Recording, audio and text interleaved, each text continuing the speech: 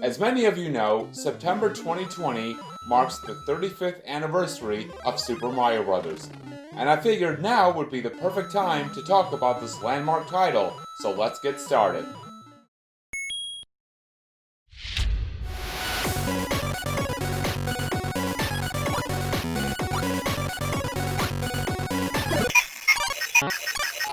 No video game has ever made an impact on me quite like Super Mario Bros.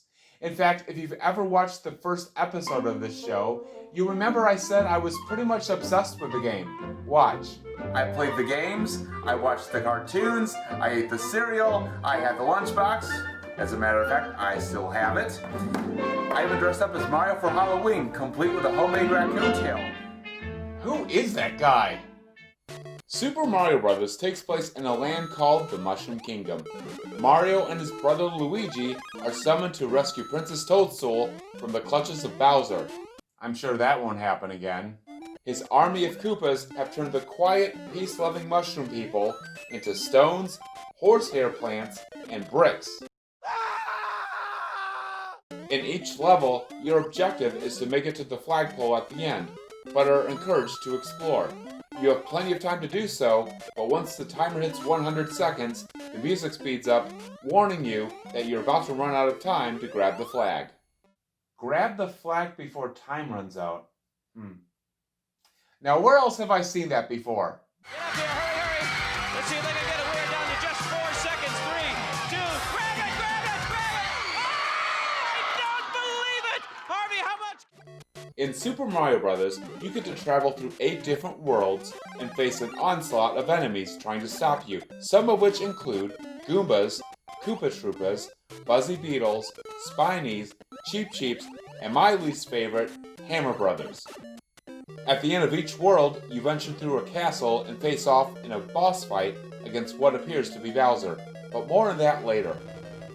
You can defeat him by using fireballs or by reaching the axe, causing the bridge to collapse. After doing so, you're greeted by Toad, who tells you that your princess is in another castle.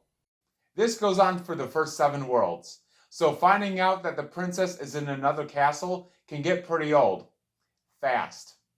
And although it's so much fun to explore the entire game and to witness the varieties of different levels and enemies, you don't have to run through each world if you don't want to, because you can utilize several warp zones and skip entire worlds of the game in order to beat it quicker.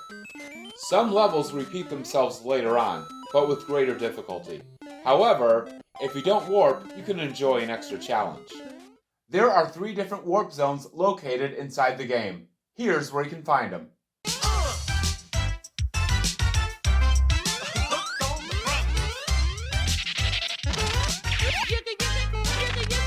Super Mario Bros. Starts off as being very easy, but gradually becomes more difficult as you progress.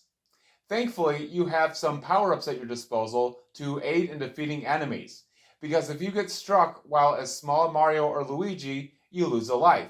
The game starts with 3 lives, and if you lose all of your extra lives, the game is over. However, if your game over happened beyond World 1, hold down A while pressing Start on the Game Over screen. Once you return to the title screen, press A and Start to continue on the world in which your game ended. Let's go over the power-ups you have at your disposal. First is the Super Mushroom, which causes Mario and Luigi to grow in size, giving them their super status. It allows you to break bricks while also providing some extra defense when being struck by an enemy, so that instead of losing a life, you'll simply return to small Mario or Luigi. Next up is the Fire Flower. This is a must to advance more easily through the game, and is in my opinion, the only way to effectively defeat Hammer Brothers, Spinies, and Bowser without being harmed. It's also very helpful for getting through water levels unscathed. I hate water levels. Finally, there's the Starman. Once you get it, you are invincible against enemies for a limited time. However, you still lose a life if you fall into a pit.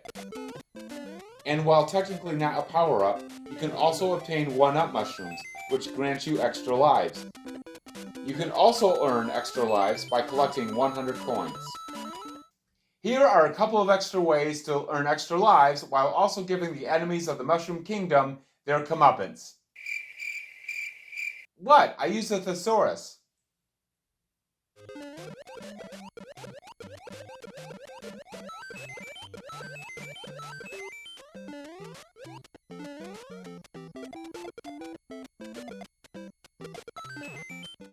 So remember a few minutes ago how I said that in the first 7 castle levels, you appear to come face to face with what appears to be Bowser?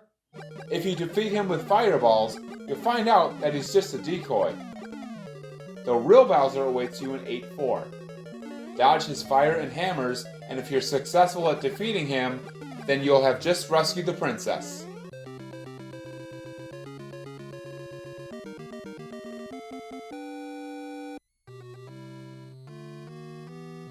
Congratulations on beating the game, but it doesn't stop there, because as promised, you get a new quest. What could possibly await you? Well, it looks like everything appears to be the same, except the enemies are faster, all of the Goombas have been replaced with Buzzy Beetles, for whatever reason, lifts are smaller, some levels feature more enemies, and castles have more obstacles. Basically, the second quest is just the game in hard mode. Now, while I try to figure out a way to wrap up this episode, you watch these scenes from the next Legend of Zelda.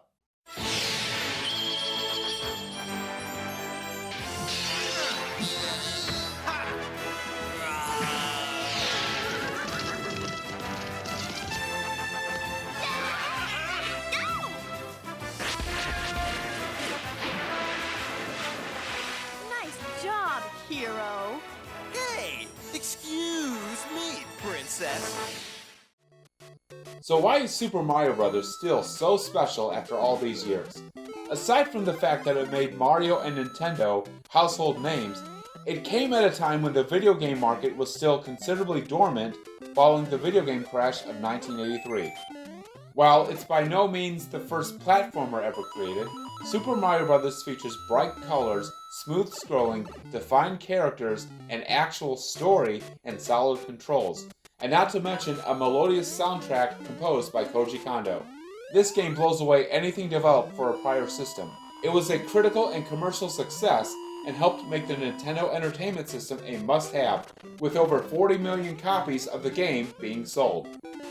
When it comes down to it though, Super Mario Bros. Is so fun to play, even after all these years. And really, that's the most important thing. I've been playing it since childhood, and it still remains my favorite video game of all time. I have so many memories of playing it while growing up, and being amazed when I discovered all sorts of secrets. I remember the times when my sister asked me to lose a life so she could actually have a turn, and even when I would sneak into the living room in the middle of the night to play and hope I wouldn't get caught. This masterpiece, created by Shigeru Miyamoto, gets a 10 out of 10. What's your favorite memory of Super Mario Bros.? And what is it about the game that's so special to you? And do you prefer playing as Mario or Luigi? Let me know down below in the comments. Till next time, everybody, do the Mario! Until next time, my name is Joe, and I played this. See ya. Do the Mario! Swing your arms from side to side. Come on, it's time to go. Do the Mario. Take one step, and then again. Let's do the Mario all together now. Come on now, just like that.